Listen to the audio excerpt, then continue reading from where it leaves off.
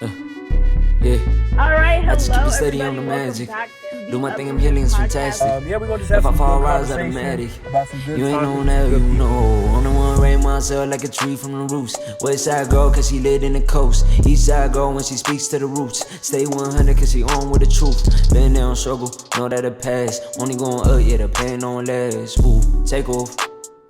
Ooh, take off. Ooh, take off. This is take off, take off, take off. Shorty like Brandy, fight like Monica. What you know about her? Baby girl rising, way to the top. Shaking the world, don't expect her to stop. Purpose so great, she get what she got. Follow her step, cause she following God.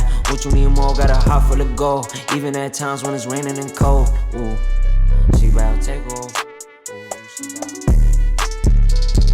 What up, what up, what up? It's your girl Hannah, aka Rootal. Welcome back to the Uprooted podcast. Today is going to be another episode of Black Women Wednesday, and I am having the one and only Absala. She is so sweet, so amazing. I am definitely excited to finally have her on. It's gonna be a good time. Yes, this is not my normal setting, but y'all will be fine. So, welcome everybody. Hey, hey, hey. Make sure you're letting your friends know. And let me see where my girl Absala is at. Let me see, how do I request people? It's been a minute. How's your guys' day? How's your Wednesday? How's it been treating y'all? Y'all living lavish? What's going on with folks? Okay, I see you, sis.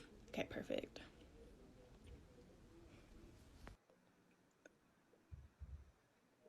Yo, yo. Okay, it says joining. Let's see what happens. Hey, Ruta. Hi. How have you been? Girl, listen. Listen. The way that I'm dedicated to you right now. Oh my. I am I've been out all day. Hence why I look like who did it and why. And I was like, you know what? I'm gonna get this live popping regardless. So I'm actually at family's house right now, but they let me use their room. So no worries. But I'm excited. How are you, Half Day? I'm doing good. I mean, like you said, today has been pretty busy for me too, but I made it here, so that's all that matters. You feel me? That's what I be telling myself. I'm like, look, as long as I got what I needed to get done, it don't gotta be pretty. It just it just needs to happen. Just Yep. needs to happen. So I'm excited. Hey everybody, welcome, welcome. Make sure you're sending this to your friends. Yeah, this is not my usual setup, so I might be moving a little bit, but it's it's Wednesday. Listen, it's Wednesday, it's Black Women Wednesday. We are going to lift each other up regardless of what's going on. And it's been nuts. So first and foremost, let the people know who you are, where you coming from. I let them know your name, but give them a little spiel about, like, who, just who's Absala. Like, let them know. Hi everybody. My name is Absala. I live in Atlanta. I'm from Tigray. I was born and raised there, but I moved to Atlanta 10 years ago. And now I'm a young activist fighting for my people. That's Okay. the short way to say it. And that's on period. Yeah. Okay. And Wow. we I didn't know it was 10 years. Okay. So you're not new, but you knew, like, in our mind, you weren't born here like the rest of us. Actually, I wasn't even born here. Let me stop saying that. I was born in Sudan. Okay. I just came when I was 1. So I'm still a fob technically, but it's okay. I wear that proudly. Like, I wear it proudly, so I'm not tripping. Same. Wait, give me 1 second. Go ahead. The family always be trying to be in somebody's business. Listen, I know. It's always gotta be that one person that comes, especially in a big family. It's always that one person. Oh wait, I'm waiting for somebody to bust up in here. Like, listen, I told y'all to leave me alone, but it's okay. It don't work. It doesn't work. I feel like it's just in general. If you have a big family, it's not gonna work out. Like somebody's always. And Hell no, especially like, well, you grew up in ID, so like, what is privacy? Y'all got that? Like, what? what is that? You don't have no privacy. Like, you don't live by yourself. You live in community, okay? And that is just the name of the game. That's insane. So talk a little bit about that though. So what was that transition like to move to the States? Oh, it was hard. Okay, like it was hard. Okay, I'll say okay, it was easy and it was hard. Okay. And it's hard because it's like you're leaving everything behind, like everything that you're used to, all the friends you made from childhood, all your family, like just everything you're used to, like the language, the culture, the food, Yeah. everything. The food don't even taste the same here. I'm sorry. Don't take it wrong. But it does not taste the same. And I'm just telling y'all the honest, like the 100% truth. Listen. I'm laughing because my dad and my mom say the same thing. So listen. You are not telling any lies. These are facts. Of course, it's not going to taste the same here. The soil is not the same. Like the products we use are not the same. The methods we use to make it is not the same. It's not going to taste the same, and it's hella expensive to actually get the authentic like stuff from back home. You gotta freeze it. You gotta store it. You gotta get that shanta when you could get it. And you know what I'm saying, like it. No, you're not wrong. It doesn't taste the same. And so it's just like moving away from all of that. And then it's not only that, it's like even like with the friends you make, the connections you have with them. Yeah. It's not, I'm not saying American friendship is fake or anything like that. I'm not saying that at all. Because there are like actual friendships where it's like loving and caring. But the of America will make it like different. Because like back home, like if certain things happen to your friend, it's normal to just go up there and help them. But like, okay, well, if I say this, she might get offended, or if I say this, this might happen. So it's just like contradicting it. Like, you have to think through everything you do and say, because it's just people aren't the same. Yeah, it's a different culture. And it's not a bad thing. It's just people here are not used to that type of culture. And then people back home are used to that type of culture. So it's like leaving all that to coming here, and it's like, okay, well, now I gotta get used to this whole like United States. Do you believe me when I say the first time I came to United States and I saw Black people everywhere? I'm like, oh wow, America is filled with Habesha people. I'm dead. First, I look around, I see a bunch of like Black people everywhere. I'm like, oh, so America has a lot of Habesha people. This is gonna be lit.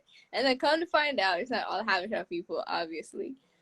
But it's just like leaving that and then coming here, or it's like a whole like new world is like Black, African American Black, African Black, and then even like different parts of Africa, different parts of Asia, different parts of Europe.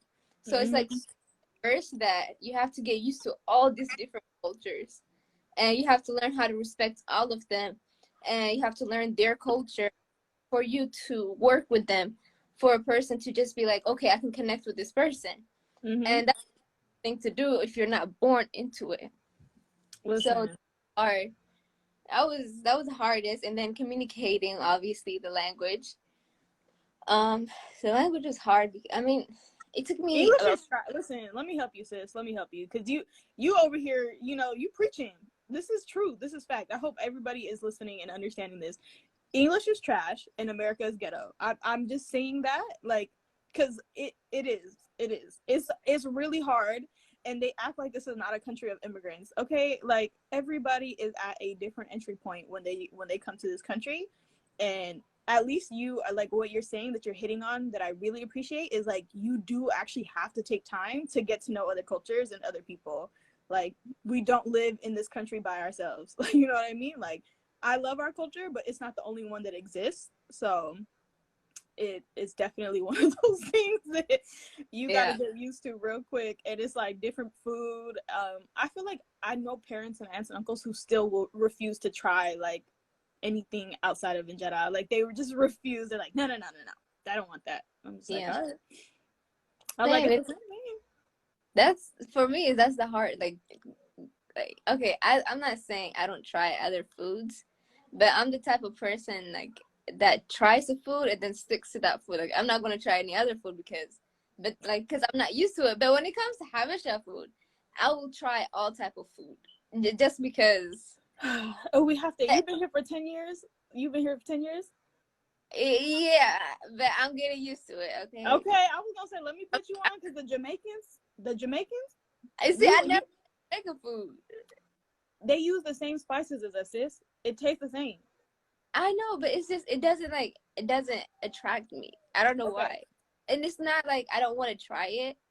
I'm sure once I try it, I'm gonna keep going back to it. But that one time, like it's just like you gotta try it that one time for you to keep going at it. So for me, what I'm used to is like Habesha food, or like the normal food that I'm used to, like obviously like fast food. Everybody's used to that. Yeah, they over here talking about Chick-fil-A. I'm like, listen. Hey, no, so, like, for real. The jerk chicken combo, you get some plantain. Woo, child. Okay, go ahead. Let me know. So it's hard to just be like, okay, to adjust from that. Like, you can't be here, like, I don't know, at least for me, I grew up, like, back home, like, eating injera and only, well, I'm not going to say only injera, but and pasta. Y'all be eating pasta, rice, all of that. Listen, the way that the way that our moms took Italian food and said, let me remix it. So it's like all of that. No, it's just, I don't know. It's just harder.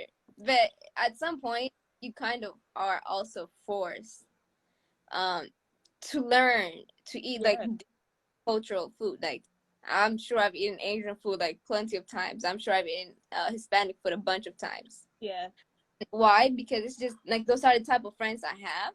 I have Asian friends. I have Hispanic friends, and so it's like when I go out with them, I have to learn their culture. Same way for them, I have to learn my culture. So that's like the hard part. But then the easier part is like coming here and the lifestyle. Like back home, it's like, oh, you gotta walk everywhere. Or yeah, or you feel me? Because listen, I told my mom the other day. I said I miss the bajaj. Oh my god, I really do. Low key, sometimes it's like with the budget, it's easier because you can literally just call it up to your home and then you just come. It's Uber. It's Uber. Yeah. Listen, it's Uber. You just don't have an app. You have to call like your direct line. You feel me? Yeah. I'll be like, hey, yo. They're like, where you at? I'm at the top. I'm at the top of the hill at the house. They know where your house is when they come get you. Come and pick you up. So now that made it easier. But when I was like, budget was just starting to get it, like budget was like. The year I came here was when Bajaj was introduced to back home. So, yeah. So when I got here, it was like, okay, well, I don't even have to walk that far. I can just be like, hey, Baba, can you pick me up? Or, hey, Baba, can you do this? Hey, Mama, can you do this for me? Yeah. Because it's a drive away. It's not like they have to walk miles and miles. And so that was easier. And then, like, obviously, like, just, I don't know. It's just the way we use things here, like, you have your own privacy. Like, I mean, even though it's not as much, okay, it's not as much as like the normal American, you still have some type of privacy, because back home it's like everything happening in that one room or like that 2-3 rooms. And I mean, like, they don't even knock at the door, they just bust open. Hey, Absala, do this. Hey, Absala, this.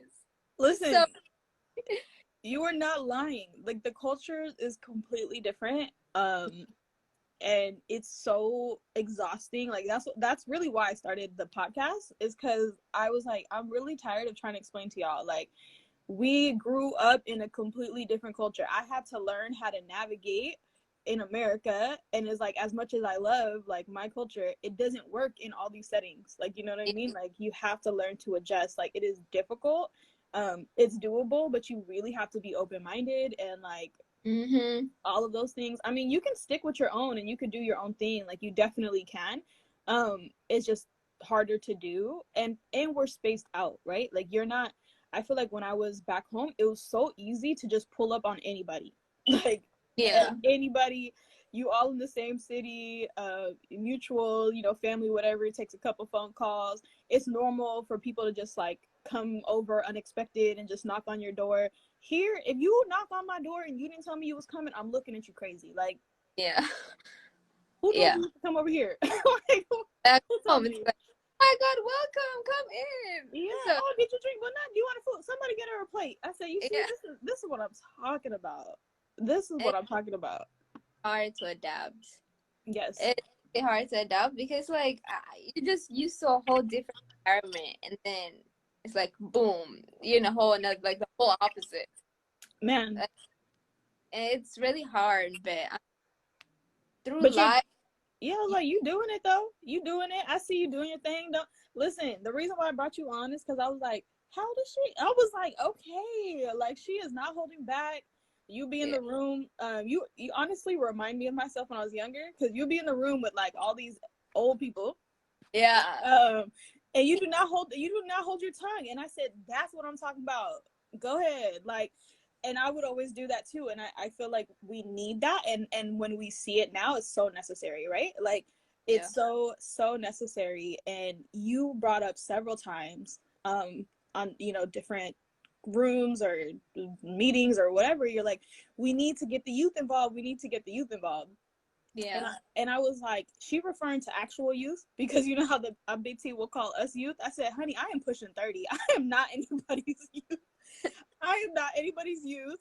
But at the same time, to them, we're always kids. So it is what it is. But I was just super impressed. I was like, okay, this is what I'm talking about. I was like, well, how do we find more of you? So I was like, I'm gonna have her on. Let's get to know her, figure out, like, what's your story? And I think so for you, I would say, or I'm guessing that it wasn't, I don't think you really thought about it. I think you just kind of jumped into action. I would say, I don't know. I've seen you from, I think, if not the first week or the first day, just speaking about, being from Tigray, what's going on, all of those things. And, asking us, what are we doing? What are we, like, what's the move? How do we help? And I was just like, oh, we got to get out of her way. She ready for action. Like, we are in her way. We need to fall back. So what was that transition? Because I think 10 years is enough time to kind of start to adjust and things, but I don't know if it's enough time to really understand what it means to be like an activist and like what that looks like. So how have you defined that for yourself and like navigated this like new kind of day-to-day living? Okay, so for me, like, I mean, this, like, okay, like, fighting for a war, for like against the war in Tigray is new, obviously, for all of us.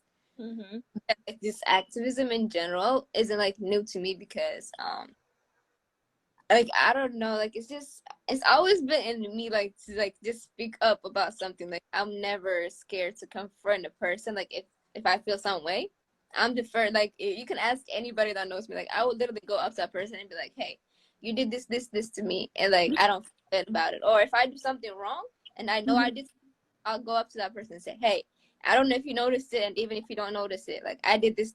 Nah, I'm sorry. Like, I'm just that type of person.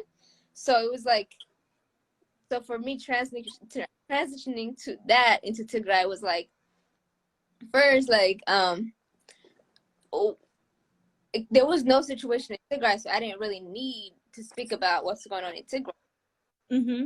So I focused my mind on like just doing me, just trying to get my grades right, get my school right, friends, everything right.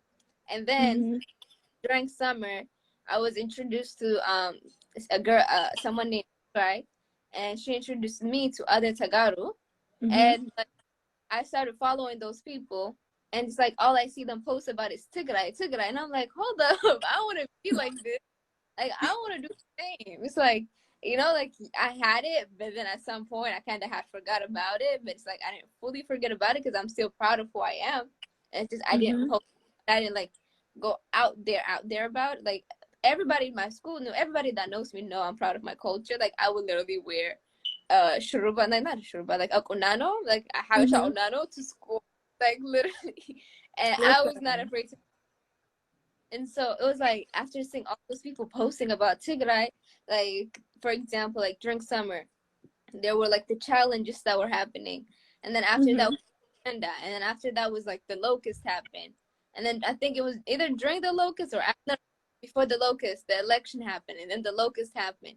So it was like back to back. So it was like the culture challenge, I had to participate. I was like, no, I have to participate. And after that, like, oh, Ashenda is coming up. Okay, now I have to participate again. So after that, it was just like back to back, right? And then for activism, like, I really started going added for Tigray, like for the people of Tigray, when the elections came, and they were trying to like our opposers right now we're trying to be like, oh yeah, no, like TPLF this, TPLF that. I was like, no, y'all can't say that. It's not your voting rights. Their voting rights. If they want to vote, they're going to vote regardless. So I started fighting for that. That's when I started my activism for Tigray. But I mean, I've always been fighting for Tigray. It's just not this hard. Mm-hmm. Mm-hmm. And I didn't have a reason to fight for Tigray this hard in the past either. That's why. Yeah. So no, you're touching on something for me, because I've heard it, I've seen it, the rhetoric around like, well, how come we're just now hearing about this is where you're from? I say, you not my friend. Like, it's really that simple. Why do I have to explain who I am to you all the time? I know who I am, and that's good enough for me. I don't need to plaster it on my forehead for you. Like, that's just been the person that I am. If you know me and you actually been around me, like, you'll see me in and out of. If you're actually my friend, you will hear me on the phone with my mom or my aunts and uncles or whoever. You ask me for where I'm from, I'm gonna tell you. But it's like you never asked because you never cared. So why are you pretending like you care now? Like, that's kind of where my head was at with it. And I was like, don't tell on yourself, okay? If you didn't know I was from Tigray, that's your problem. Like, just keep it silent at that point. Yeah, like, that didn't make no sense. I was like, for what? Like, it just didn't make sense. And I would say, it's also like, okay, this is how I also explain it to people. People will be like, where are you from? California. Where in California? Bay Area. You know what I mean? Where in the Bay? San Jose. Like, you kind of go down, like, you go with the biggest, most known part of the identity, and then you move down. Because I'm not going to sit here and be like, I'm from San Jose. Oh, where is that? And then you have to explain it, right? So, like, when people be like, where are you from? Tigray. Where is that? Oh, then you have to, you got to explain all the rest of it. So, it's like, I'm not gonna do all that unless you ask. You know what I mean? Like, I would just say East Africa. Like, sometimes for certain people, I was like, East Africa. Like, for us growing up, I know you're a little younger, but for us growing up, people were like, we would say Ethiopia before, right? Obviously, most of us are not saying that right now, but we say Ethiopia, and they're like, well, where's that? Because nobody knew.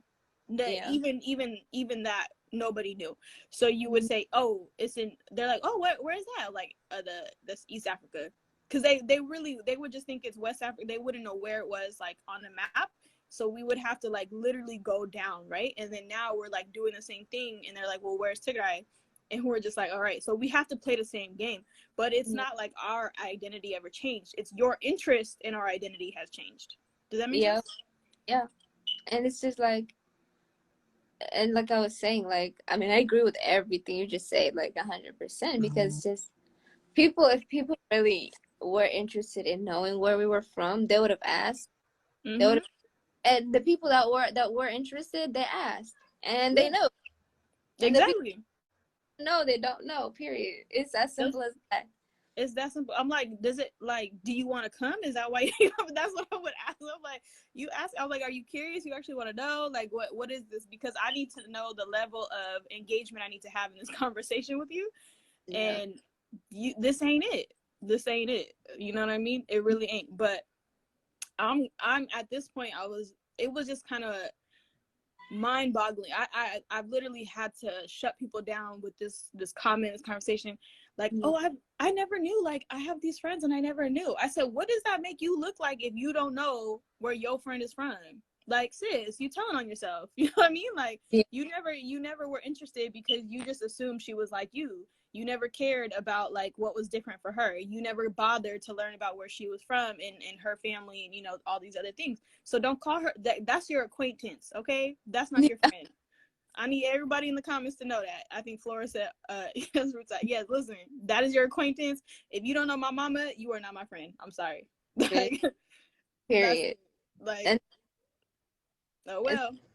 It's like, and I never, like I said, like, I never had a reason to post about Tigray, like, consistently, like, the way I was, like, consistently posting regarding the voting and Ashenda and things like that. So when the war came about, I was like, okay, now I have no other option but to be there for my people 100%. Like, okay, there's Black Lives Matter, and I'm not saying Black lives don't matter. Like, Black Lives Matter, I'm going to stand up for them. Yes, needs like save my I forgot how, I don't know how to pronounce the place, but Myanmar, like save them, yes, save SARS, yes, but before any of that, I'm Tigrawi. I have to be there for my people if I'm going to be there for others. I Yeah, have to be there for absolutely. myself if I'm going to be there for anybody else, right? Yeah, you got to start at home. You Yeah. have to start at home. Because then what? You're not going to have a home to go to. Yep. It's like, okay, I was standing up for everybody else, like forgetting about my own people. And then once my own people are gone, these people are not going to be standing with me. It's like, it's not like they're going to be saying, oh, go Tigray, Tigray, Tigray, if I don't say Tigray, right? Yeah. It never said SARS. We would have never said SARS. If Yeah. Black Matter would have, if Black people would have never said Black Lives Matter, we wouldn't be here saying Black Lives Matter. So we have to stand here and say Tigray genocide, Tigray whatever. If for people to stand with us and say Tigray genocide, stop war on Tigray. So like put myself together, I'm like, okay, well now, yes, you got exams coming up, you got all this coming up, but before Yeah. any of you gotta focus on your people, like, and thankfully, like, and I know a lot of people don't speak up as much or like don't have the opportunity to speak up as much because like school jobs, like it's just their school and jobs, it's just they don't understand them. Luckily, I understand everything that's going on. So it's like it was like I can just shoot that. I shoot them an email my teacher. If I have an essay due, I'm like, hey, I have to do this week. Is it okay if I can get it done late and still get like the no late? And they'll be like, yeah, sure, no problem. So I took my time and like and just focused on what's going on in Tigray. I did my own research and then started standing up for my people and with my people. And to be honest, it didn't just start with me like thinking through it. It was just kind of so like I remember.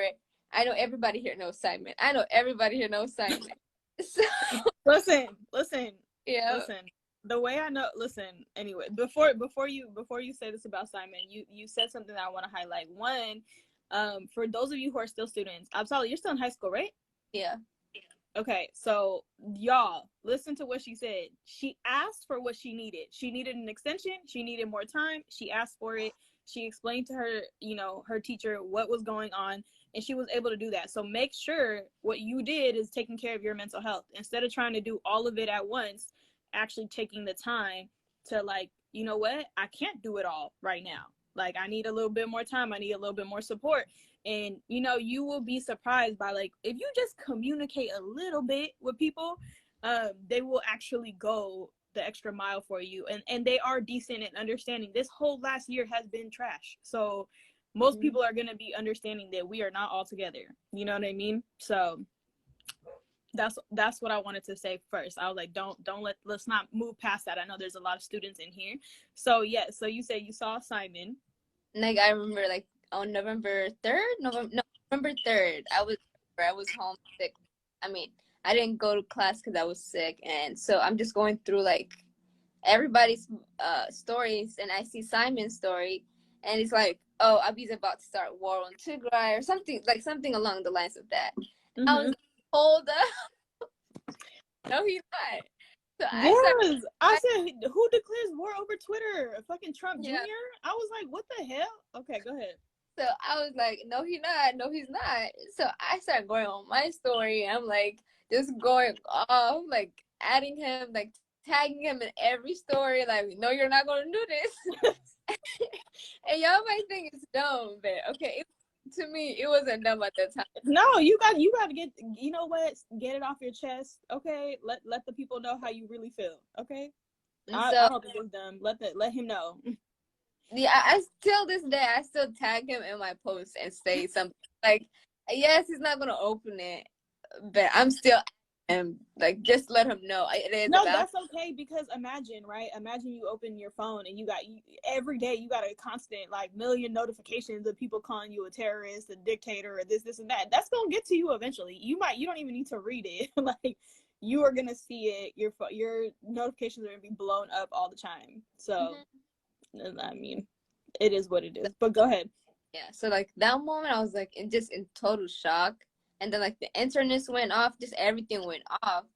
So it was like I have no other option but to fight for my people. Like, I have no other option. It's not like I can be like, okay, let's do it. No, in the future, no. It's now or never. So when I just took it on, I'm like, okay, I'm going to start fighting for my people. And I just consistently posted on my Instagram. And then everybody was like, okay, Instagram is great. It's wonderful, but let's switch to Twitter. And so I try to get to Twitter. I hate Twitter. No, please don't take offense. I don't like Twitter. Fuck offense. I hate Twitter too. Go ahead. I wish somebody would. Go ahead and be in the comments, but I hate Twitter. But go ahead. November 4th is literally when I created my Twitter. Literally, November 4th. Like, you can go on my Twitter. Tigray, I did it. Y'all can go there and check. It literally says November 4th. So that day, I just started posting about what's going on. And then finally, they created the, like, websites. And then that was easier to do the campaigns, obviously. And so then I transferred to Twitter. But I was still more so active on my Instagram because I knew, like, just, like, I know I can attract more people on Instagram than I can on Twitter because, like, yes, I can help, like, using the hashtags and stuff like that, which I still do. If I'm going to attract certain type of people, I have to be on Instagram. And so I got on Instagram and, like, we'll be texting, like, texting with the group chats as well. But all my group chats, sis. Okay, go ahead. Let me not. Go ahead. I'm sorry, I would post a lot, and I'm going to say this, like, regarding the group chats. First, it was like before the war, it was a lot of group chats, right? Because, like, Tigray, because it was like, I don't know, right before. I'm not answering that. Don't worry. Just before, like, I don't know what it is, but, like, before the war started, we all did unite because of the COVID. And once we united, it was like, because, like, we were all working together for, like, the challenges. We were all working together for the agenda. We were all working together for the locusts, for the voting. Just like God had it planned for us. Like, He knew this war was coming, and He really said, "I want all of you together right now, just preparing us for this war." Like, at least that's how I feel. Because I never knew this many Tagaru, like, outside of Atlanta. I never knew this many Tagaru. Like, I never knew Ruta. I never knew any of these people in the comment section right now. You feel me? I was just looking at Lily. I said, "What's up, girl? Tagaru link up." Like, that's sis for real. No, we really you spitting facts right now. Continue. And so it was just like God already prepared us. Like, I had, like, so many group chats with Tagaru before the war, and then the war, it just doubled, tripled, okay? And Madi saying hi to you too. Madi said we met in Atlanta. That's sis too. Look, bro, the love, the girl power in here. Okay, I'm with it. So it was just like, yo, it's just like, hold up. Like, I know people in Atlanta, but now I know people everywhere. And so it's like God had a plan for us to be united. At least that's how I saw it. And so, like, the groups just doubled up, and it's like we're texting every day, Tigray, literally all day long. Till this day, all we text about is Tigray. It's Tigray, bro. I be trying to tell people, like, listen, it's not that I don't care about you, but if you're not talking about Tigray right now, I don't have time. Like, you're not talking about nothing. Yeah. So then, like, because of all these group chats, and one of the group chats, somebody sent a live. Yes, talk about it, sis. Talk about it. And so he's like, hey, everybody, text, like, let her know about what's going on. So all the Tagaru, we all get together and we hop on there. We send it to each other. We shared it with everybody, like, all the Tagaru that we know. And we're literally in the comment section. She's on live with Sean King. Sean King and Leslie Redmond were live together. Can you get out? Yeah, let them know. I'm crying right now. Lily said, she said, period, sis, you already know if it ain't about Tigray. You feel me? You gotta go to the left, like Beyonce said. Okay, that part. Yep. And so it was just like, we all hop on it, and we're all texting, like, we're all like literally, like, begging her, like, can you please say something about Tigray so we can also mention it?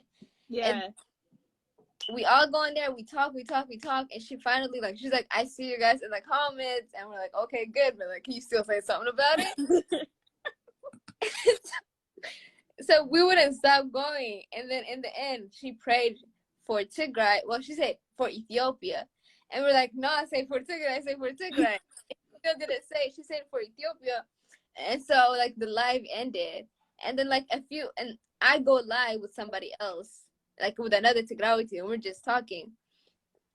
And I see her go live. And I'm like, girl, I gotta go back. I'll be right back. So I leave and I go on that live. I start spamming her. And she's so I'm like, okay, so like what if I request her? And the moment I'm about to request her, she requests me. So look at God. And so we go live together, and I'm like telling her about everything that's going on, like literally everything.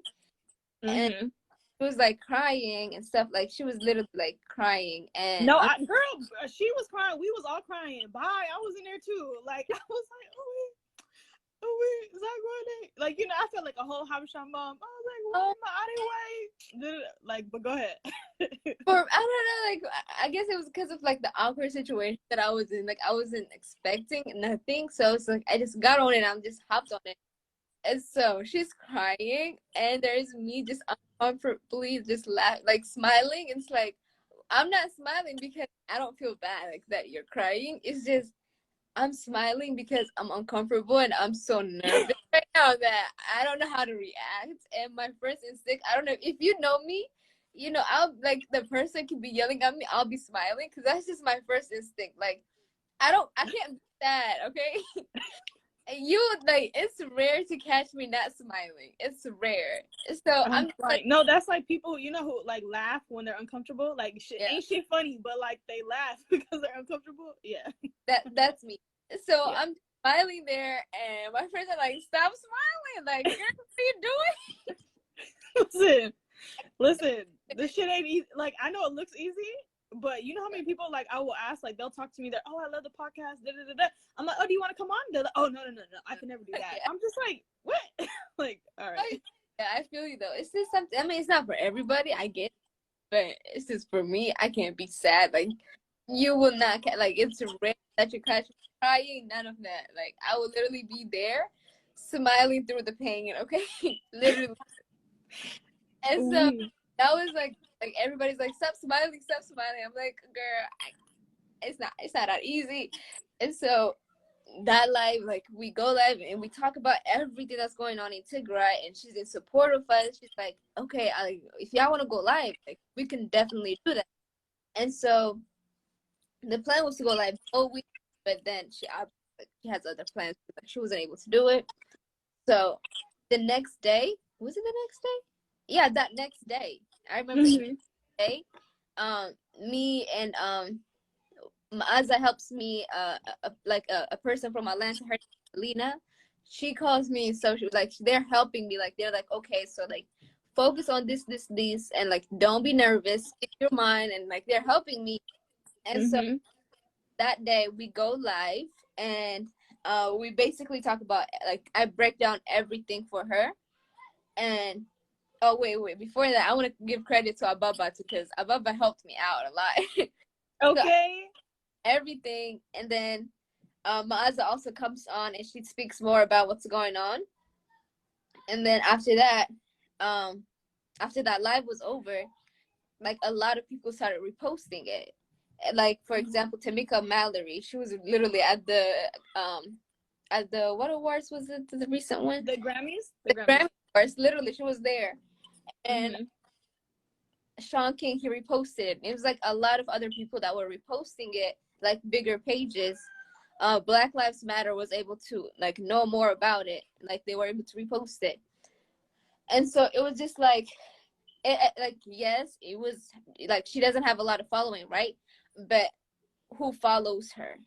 You know, it's important. Yeah, it's important. Like people need to stop going like, no, you're touching on something and I want to highlight, and I want to do two things here. One, I want to give you your flowers, right? Because it takes a lot of courage and bravery to like step out of your comfort zone and like speak. Because you know, a lot of people, what they say now is like, I don't want to speak on it because I'm not informed. You're not informed that people are dying?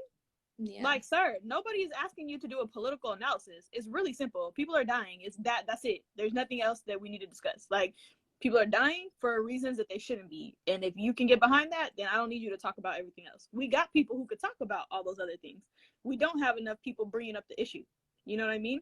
Yeah. So one, like, kudos to you for, you know, like understanding that this is not about you, that this is bigger than you, and that it doesn't matter, right? Like, that's what I tell myself too. I'm like, it doesn't matter that I'm uncomfortable, right? Like, that's the least of my worries right now. I'm uncomfortable, they dying. Like, this is two different things. You know what I'm saying? Like, at least that's what I do for myself, is like, yeah, this is whatever for me. Like, even right now, this is not how I would ever come on live, but it doesn't matter, because it's not about me. It's about the fact that, like, all of us need to be here for each other, and we need to show up for each other, regardless of what we looking like, what we're going through, whatever. It's just show up for each other and speak. And something you said earlier too, it goes back to this idea that, like, if we don't even stand up for ourselves, who the hell is gonna stand up for us? Yeah. So we got to do it. And I was really proud of that moment, because it had a ripple effect, like what you're talking about. It had a ripple effect. It went further. I think at that point we were all feeling very stuck. Like, we were all very frustrated. Like, we were trying to break through to, like, mainstream, or like to even just outside of our own community. And it was not, like, I don't know, we were having a hard time. And everybody was like burnt out, tired. And I feel like when you got on the live, and to have that moment, I feel like you really re-inspired and like re-energized us. And I know for me, I'm like, bro, if she could do this at 18, I could do it. You know what I mean? Like, that's what I kept telling myself. I'm like, I don't want to hear no excuses from nobody. If she could do it at 18, the rest of us who be over here trying to act like we scary, that's not gonna work. We got to step it up. Like, that's not okay. For me, it's like, if there's people behind me, like, I gotta keep going. I gotta keep pushing forward. You know what I mean? So I was really proud of that. And then the other part of what you said is, it's really important. Like, there's people who have millions of followers, right? Because, like, very early on, like, you know, Diddy posted, Naomi posted, like a couple of people had like posted on their stories, right? Which one isn't permanent. So, like, it's cool for the moment, but it doesn't stay there, right? So it's not like, whatever the point is. So they have millions and millions of followers. It didn't go viral. You know what I'm saying? Because their followers are not engaging with them for that reason. But Leslie, her followers are engaging with her because they care about activism. So, like, that is a big win, because you're going to get people who actually care and who are actually invested enough to continue and help you, and really stand in solidarity. So big ups to you for you know, not holding back, and actually doing that. But I don't remember where I cut you off. I'm so sorry. Like, no, you're good. And so after they posted it, it was like getting a lot of attractions. And I remember even like, we all, like, me and my friends were like, okay, well, if this worked, then what if we try it with other lives? So try it with other lives. Like, we like, if we find a live that could help, we would go there. We would, like, even if they don't let us into their live, we would still go there, and we would comment on their comment section, and the people watching it would see it. It's not always about them noticing it. It's not always like the host saying, oh, this is happening in Tigray. Like, if I say it, like, and the person reading it sees it, they won't be like, well, what's going on? That? Yeah. So we started doing that, like, as together. Like, I'm telling, like, please, like, I'm not doing this on my own, okay? We are all doing this together. Like, listen. Like, the way that I would get these group messages every day, go on this, I'm like, y'all do know I'm not sitting on my phone all day. Like, I do not. So I say to y'all youngins, I remember one day I was like, can y'all go troll for Tigray? Like, that was my ask for the younger people who have this kind of energy. I said, can y'all go troll for Tigray? Like, that should be good. And then to actually see, like, y'all, like, doing it in a way that, like, makes sense to spread awareness and that's natural to you. You know what I mean? Like, it's not like you're going out of your way. Like, these are things that you would normally do anyways. So I thought it was really smart and impactful for you guys to get involved in that way. Not that I needed to be in those texts, but, like, hey, it was getting done, so I was okay with that. Yeah, so, like, we would all go there and, like, comment, like, and so after that live was done, and we noted, like, Tamika had reposted it, Sean King had reposted it. So now, like, every time Tamika would go live, like, for like 2-3 days, we would go, like, texting her, like, on her comment section, like, hey, can you please speak up on this? Can you please speak up on this? And she was like, I want to go live with somebody she was like, I want to go live with somebody and speak on what's going on in Tigray. But I don't know what happened with her. She never, I'm like, okay, I'm literally texting her in private. I'm trying to get people to text her, but that just never happened. I think it's still possible to happen because I'm sure she's still interested in learning more about it. It's just every time, like she'll go live. It's not her going live. It's somebody else going live. That's only been like my only issue. Ever we find her going live by herself, I'm sure if we be like, hey, Tamika, remember this? Da, da, da, da. I'm sure she's more than willing to help. And so that was one thing. Like, it's like people being interested to speak up. And then so okay. And then after that, and even before that, in Atlanta, I would help with like the protest. Like there's protests, and that's how me and Mahdi actually met, is through the protest. Listen, yes, I said, okay, let me find out we got speakerphone twins. I was like, okay, I love it. I love it. Yeah. So what happened that day? Like that was like the day. Like Mahdi was like the actual day. Like, I actually started chanting by myself, right? So all like, just walking, and okay, so no, that wasn't the first day. So the first protest, I remember like the first protest that we all did in November. We go out there to the Capitol, and there's music playing. It's just Tigrinya after Tigrinya, and it just irritated me. So I went and I went there, and I say something in English that I try to help them chant. I'm like, stop war on Tigray, and they're repeating after me, but it's like it's not everybody repeating. It's just like that few people. So while they're doing, because like they couldn't hear it too, so I'm like, okay, they can't hear it from there. Like then that means these people here that are giving speeches can't hear me if I'm doing chants on the other end. Yeah. So the person that was there, Rahel, I asked her for her megaphone. And I go there and I try to chant, and these people would not budge. They're just silent. And I'm like, Lord. Okay, I'm like, this group of people don't want to chant. That doesn't mean the other side doesn't want to chant, right? So I go to the other side of like the street where they're like more Tagaro. I'm like, they're like, stop out, Tigray. These people still would not but and so then but then they started getting used to it. So they started saying it. And like the moment I never forget is like I'm like, no, like you know how in America you'll say like no justice, and then the other like the people will say no peace. They were not justice, and then repeating no justice after me, and I'm like, Absala, please don't laugh, please don't. No, listen. Our people were not. They weren't prepared either. It was all heart. That's what I said. I'm like, it's all heart. But like most of us said from the beginning, right? Like it's not like we're just activists by nature. It's not like we're out there by nature. This is something that like we're choosing to do because like this is our people. Like it's just our people. So you are called to it. You know what I mean? But it's not like a skill set that everybody has. So I'm not mad at that at all. But no, it was something else that they said like that contradicted what we were saying. And I was just like, I just don't remember the chant they said, but it was so contradicting to us. And I'm like, Lord, our people need help. And so in the next protest, Mahdi was there. And so she was leading and we told them, no music, nothing. So Mahdi was there and was leading the protest, like the chant. And I was like at the beginning, I was in the front. And on our way back to like where we started, like I'm in the back and like I don't hear anybody speaking up. I'm like, so why aren't y'all speaking up? And so I started like they're like, oh, we can't hear what she's saying. We can't hear what she's saying. And so I'm like, okay, well she's leading the front. I'm gonna lead the back. So I started chanting in the back, and everybody starts like chanting after me, but like just the back portion, and then she's leading the front. So we both cooperate together to do that. And then like that protest is over, and so then I'm like, hold up, then the megaphone. Baba, I'm like, Ababa, please buy me a megaphone. Like, you know what? And so he listen. And so the next protest we go to, I'm like so excited to use my megaphone because I just got it.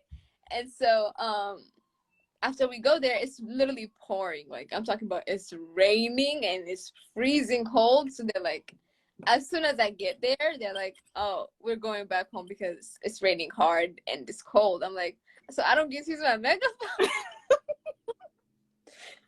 So Oh gosh. go back home. I'm like, okay, I'm not mad about it. I'm literally everywhere. But like before this, like this protest, right before that, we like the protest where I'm talking about Mahdi. That day I remember like I was like I had a microphone that I bought, like a mini microphone, and so I was recording people, like just interviewing. Like if you go on my page, you'll see the interview. So I tried to do the youth in Atlanta to just try to like, because it's like, yes, they're at the protest, but they're like, a lot of times your parents just force you to be there. So it's like, I want you to understand what this protest is for. And even though like the people in the video understand it, like the people watching it that don't understand it will be able to understand it. So I tried to record some. I did that. And then like the other few protests was like, I like, for some reason it's just I had to be there trying to get them to listen, okay? And then the great thing, it's hard, but it's like, no, you sound listen, you sound like me, because I feel like I've been having the same argument with LGBT for like 20 years. So it is a lot. It is a lot because it's our culture. Our culture is like, you know, we're ageist. Like, you know what I mean? It's like the young people are supposed to, you know, listen to the ABT know better and blah blah blah, all of that. I've been, if you believe it, I'm still having this argument at my big age. I'm still having this argument. I started my arguments with Habesha parents and just Habesha in general when I was like young. Okay, like I'm talking about very young, because I've never been an 18-year. I've never been a 13-year-old. I've never been like a 14-year-old. Always been like a 2-year-old woman. Okay. That's why I said I knew your spirit, because I have the same one. I'm a little bit more patient now, because I just pick my battles. Some people are not worth my energy, but no, it is dope. But I want to lead this kind of into our, because I just looked at the time and I want to be respectful of it. I want this to kind of be our like lead into my last question that I usually ask guests is, what you're talking about is like really trying to inspire the youth, right? And like really get them more involved. As a youth yourself, you're trying to inspire other youth. And I think that's amazing. How do you feel like that is playing into, you know, what's the legacy that you want to leave on this world? You know what I mean? Yeah. Like, so what I want for the youth is just like, I want us to be so prideful of where we come from, because like a lot of times, like, I don't know, I'm sorry, please not, like I said, do not get offended. It's just something I noticed, at least something that looks like it to me. We don't embrace our culture unless we have to. It's like, unless there's a party going on, we're not going to embrace that culture. It's like, oh, we have to have our hair done this way, or we have to wear this certain type of clothes. And it's like, okay, I understand that. But don't be shy from it. Don't be like afraid of it, or don't be embarrassed of it. It's like, love who you are, who you come from. Like, love the culture that you have and embrace anything. Like, okay, I don't know how to explain it. Like, it's so hard. Like, no, I think I'm not offended. I'm personally not offended. I know what you're saying. I think the piece for you that's missing is because you got to grow up there. So you already, like, that's the first culture you know. That's the one that you like understood, and it makes sense because everybody around you looks like you, talks like you know, all of those things. For those of us who grew up here, or were born here, whatever the case, or maybe they were really young when they came, there is like a part of you that just feels so disconnected. Like, it doesn't make sense, right? Because we would go, and this is what I yell at the parents about all the time, finally they're listening, is you would be in the house. Like, for me, I was 100% Tigray at home, right? Like, my parents were not assimilating. Like, they refused.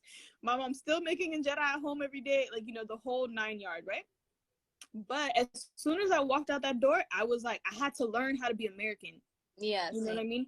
Like, you had to learn how to adjust, because y'all are lucky. Like, people are accepting of like Africans now, but when we first came, when I tell you, like, the amount of like bullying and harassment that most of us went through because we were different, it's like we had to learn how to blend in. You know what I mean? Like, and when you do that, it like, you know, it's just this whole identity, like, exploration of trying to figure out who you even are. You know what I mean? Plus, like you said earlier in the beginning, there is a lot of different cultures here. So me growing up in the Bay Area, I'm really looking around, and we're really not that much different. Like, immigrant wise, we speak a like different language, we eat differently, a little, whatever the case is, but our struggles are almost exactly alike. Like, it's almost exactly. So I was just like, I'm not, like, I'm different from you, but I'm really not that different from you, is how I always kind of saw it. But there's just this when you feel disconnected, and especially when you have people, for me, what was really hurtful that would happen all the time was like, you're not Tigray enough, right? Like, you're not Habesha enough. Oh, you're acting American, da, da, da, da. And then with the Americans, like, oh, you're hella African. How the hell am I, like, you know, you could never please anyone. So you kind of were just like, man, F you all. I am who I am. Y'all deal with it. Like, you know, I'm not going to try.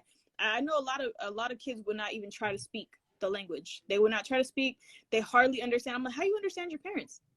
Like, that's what I would always ask. And I'm like, no wonder why you guys have so many issues, because you don't understand your parents.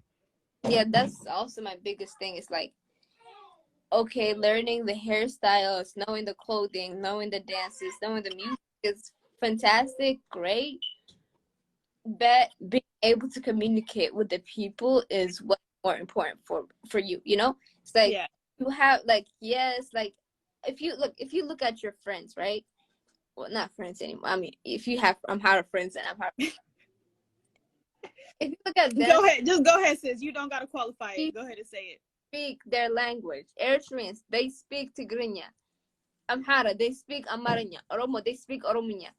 They know their language before anything.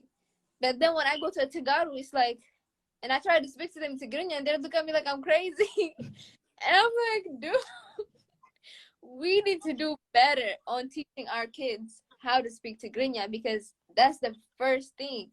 Like, I wasn't born here, obviously. I was born back home. But I feel like if if the youth that grew up here, born and raised here, like, learn Tigrinya as their first language, it will be so much easier to communicate with the parents. Meaning, if they're able to communicate with their parents, then if they have an issue, they can communicate with their parents. If something is going wrong, they can communicate it with their parents. And I feel like that's why a lot of times our youth, like either they end up taking the wrong path, or they end up just, like, you know, like, being depressed, being like with a lot of anxiety, just a lot going on in their life, is because they don't communicate with their parents. And it's not their fault that they don't know how to communicate with their parents, because the parents need to enforce that communication skill in their house if they're going to have that type of connection with their kids. So I feel like that's like the beginning of the issue. Like, it's like, first your child needs to learn the language, and then they can learn the culture, the religion, and all of that. For them to learn the religion, they need to know what the language is. For them to learn the culture, they need to know what the language is, you know? And even if I can communicate with my parents in English, right? When I go back home and I'm trying to talk to my grandmother in English, what is she going to look at me like, what the hell are you saying? She not. It's so uncomfortable. And I'm telling you right now, as a diaspora kid, the first time I went to ID, my Tigrinya was trash. Like, trash. Okay, at least I can understand. So I know what they're telling me. But you know how, like, it feels like you have, like, you're in jail almost, right? Like, you have no voice, because I have to rely on a translator. You know what I mean? I have to rely, like, even though I understand everything they're saying, and, like, look at me, I do a whole damn show. Like, I can talk, okay? I can talk. So imagine me, like, not being able to communicate. It's like the most frustrating thing in the world. It's like, I have so many things I want to say to you, and it's like, I can't even build a relationship with you because I can't talk to you. Like, I don't know how to express myself in a way that you're going to understand. So it is, but there's like an emotional thing there too, like an emotional mental connection.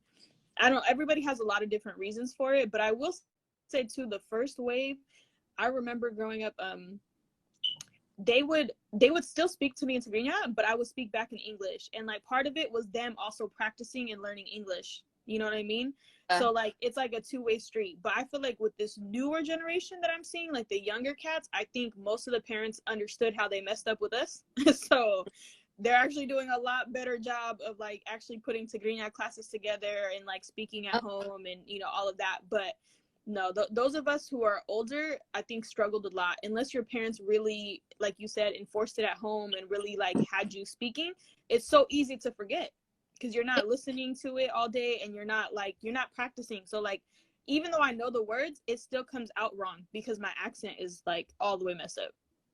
I'm telling you, if you enforce it, like when they're a baby, you talk to them in Tigrinya.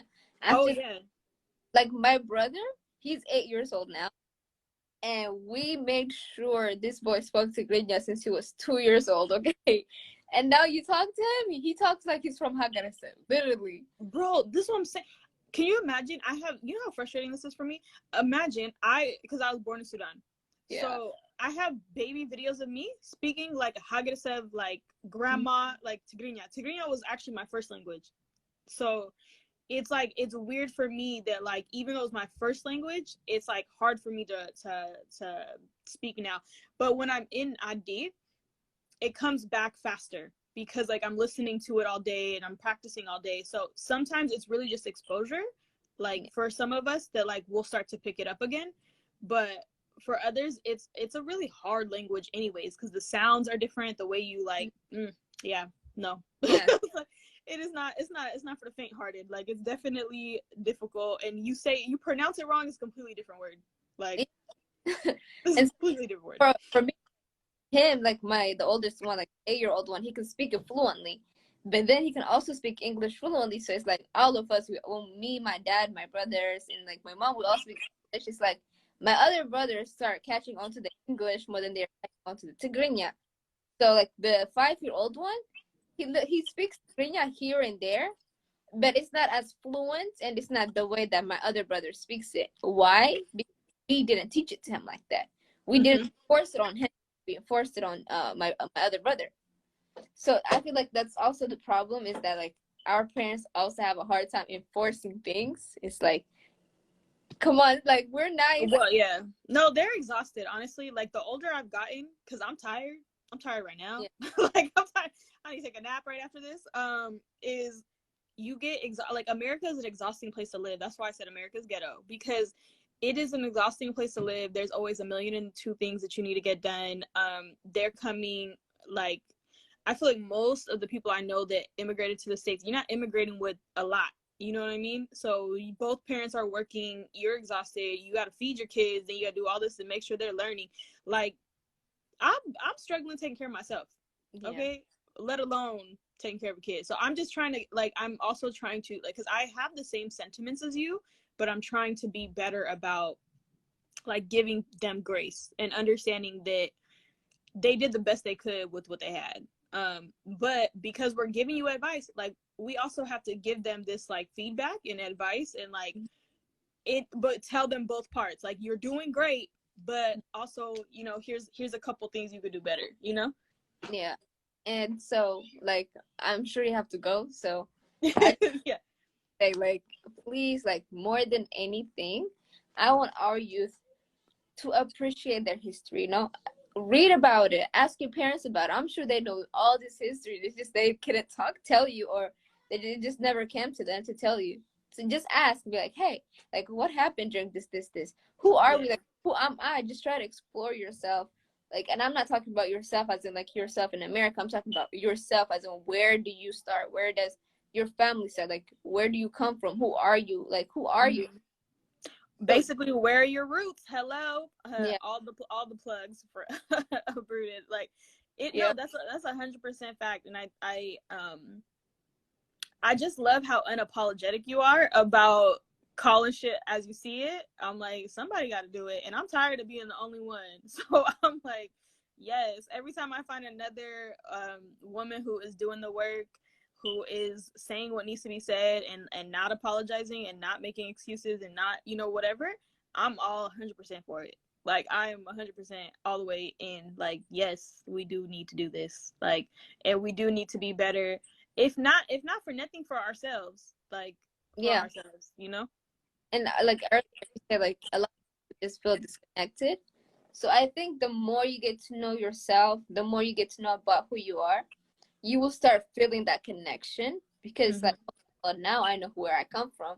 I know my history, because like a lot of people, they feel like they know who they are, and they feel pride in it, because they already know their history. Their parents taught them, your parents taught them like more than just like the culture. So when you're taught more than like the culture, or like this, like the smaller scale, like when you learn where you really come from, you connection is like, okay, well, now I know this about myself. I know this about my backstory. So I'm going to be prideful in that. I'm going to be like, I'm going to embrace it the best way I can. So I think we just need to take the time and learn about who we are, so that we actually have the opportunity to have a connection with our families back home.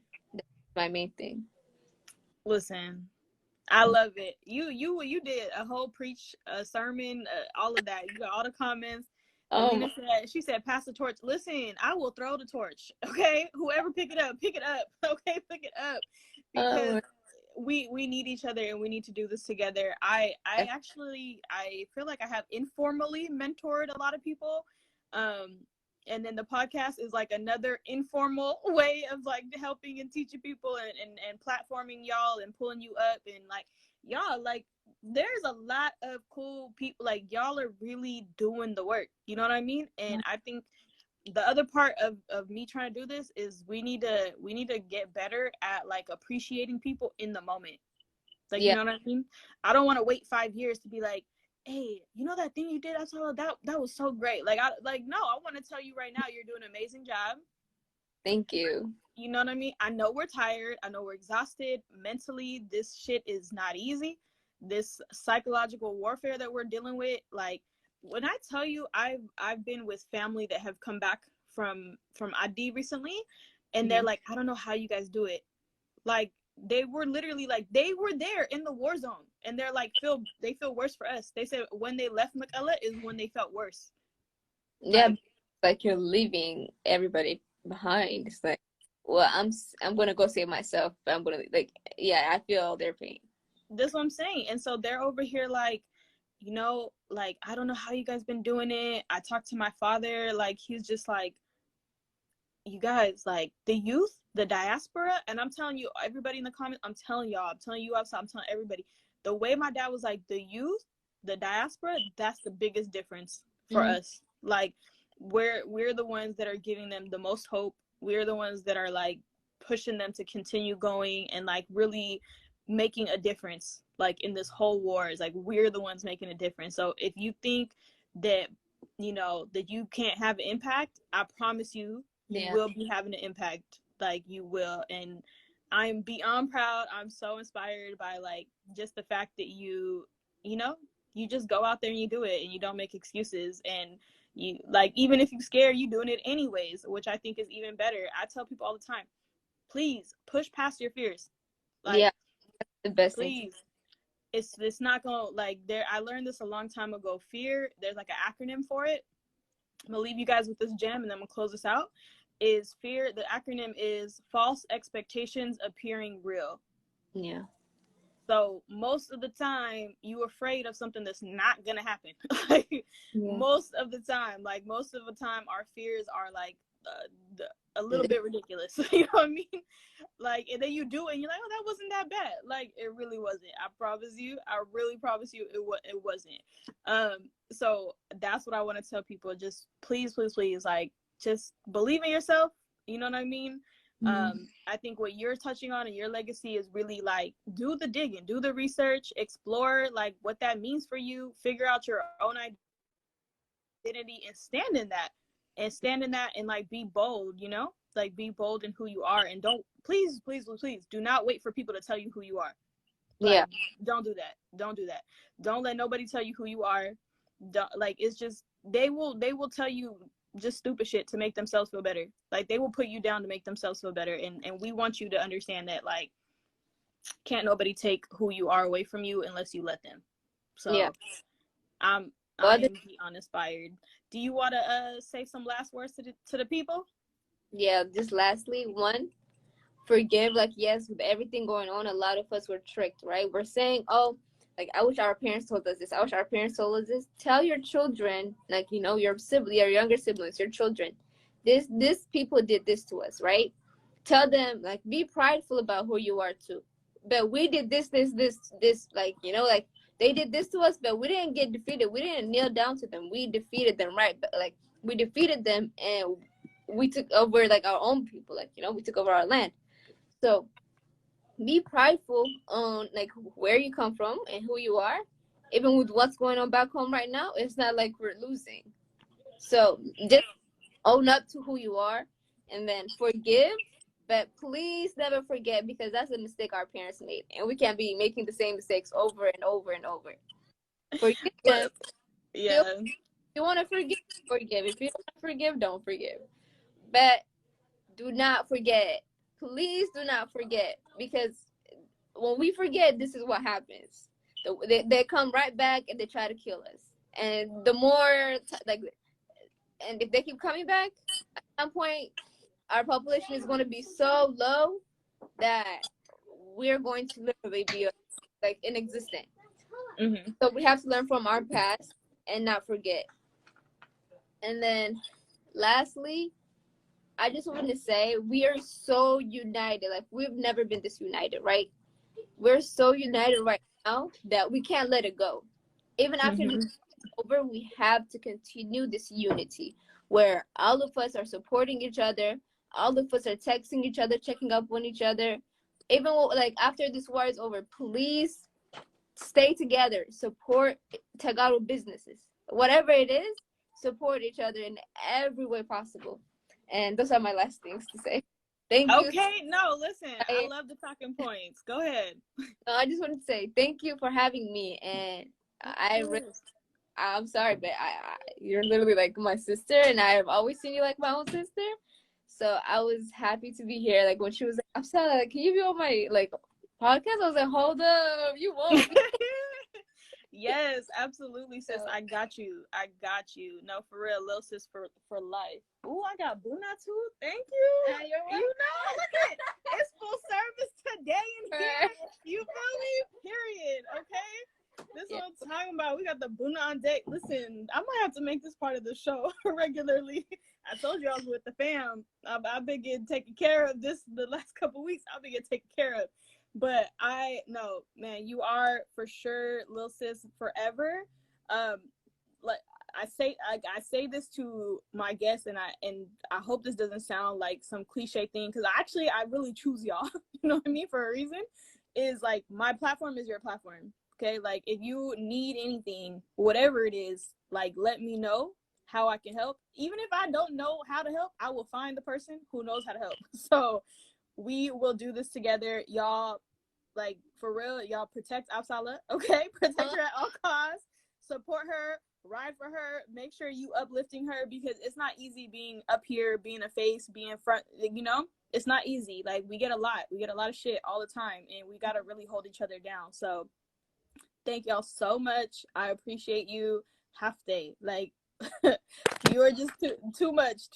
It's too good. And everyone who, like, Delina been in here writing for you in the comments. I'm just shout her out. Yeah, I was like, Sarah been here. I see y'all. Like, they've been in here in the comments for you, sis. For you. So Delina. I wanted to, give them their shout outs. Give them they love and their flowers right now. So go ahead, drink your buna, close us out. But please, like, I promise you, like, let me know whatever the youth are working on, whatever support you guys need. If you need help organizing and you need, like, whatever, just let me know.